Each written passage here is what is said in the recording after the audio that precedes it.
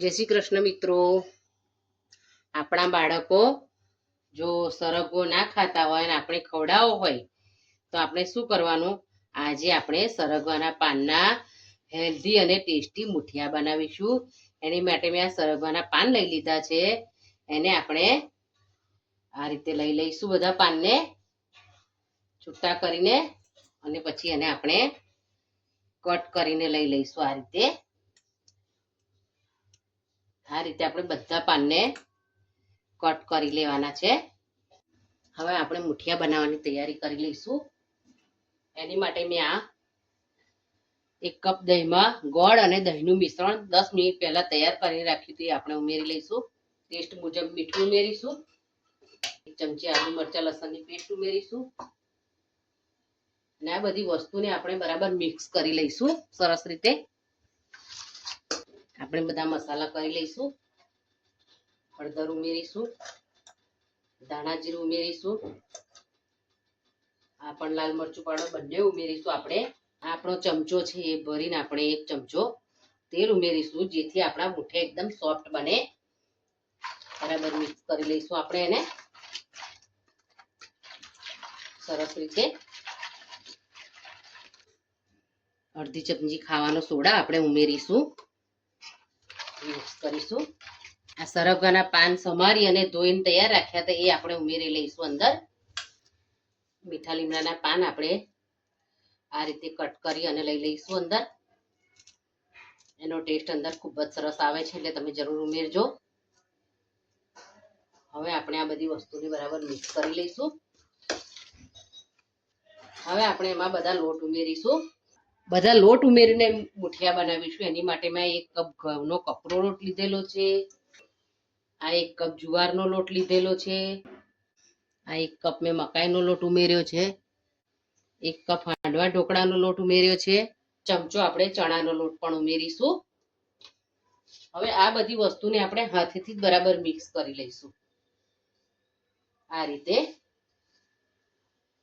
અત્યારના બાળકો જુવાર બાજરી મકાઈ ખાતા જ નથી, તો આપણે જો આ રીતે એમને બનાવીને આપીશું તો એમને ખબર પણ નહીં પડે, અને આપણે એમને ખવડાવી પણ દઈશું। આ રીતે સરસ મિક્સ કરી લેવાનું છે બધું।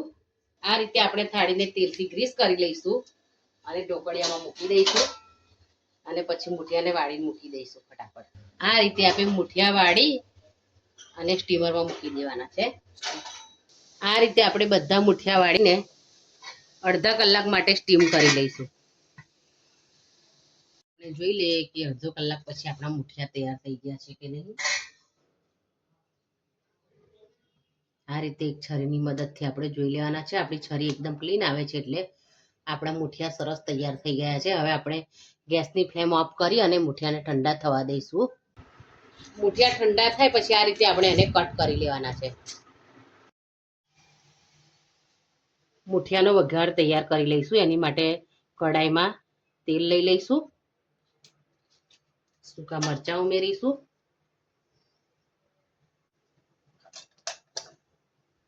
1 ચમચી રાઈ ઉમેરી લઈશું। હવે આપણે મુઠિયામાં સૂકું લસણ ઉમેરીશું, આવી રીતે કટ કરીને ટુકડામાં। સૂકા લસણનો વઘાર મુઠિયામાં ખૂબ જ સરસ લાગે છે, એટલે તમે ચોક્કસ ઉમેરજો। આપણું લસણ સરસ ગુલાબી રંગનું થઈ ગયું છે। હવે આપણે તલ ઉમેરીશું, જેના વગર આપણો મુઠિયાનો વઘાર અધૂરો છે। એ તલ આપણે ઉમેરી લઈશું, અને તલ થઈ જાય એટલે આપણે મુઠિયા ઉમેરી લઈશું।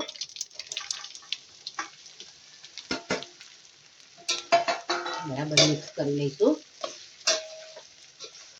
સરગવાના પાનનો પાવડર કેવી રીતે બનાવવો એ મેં મારી ચેનલ પર મૂકેલું છે, તો તમે મારી ચેનલ પર જઈને જોઈ શકો છો।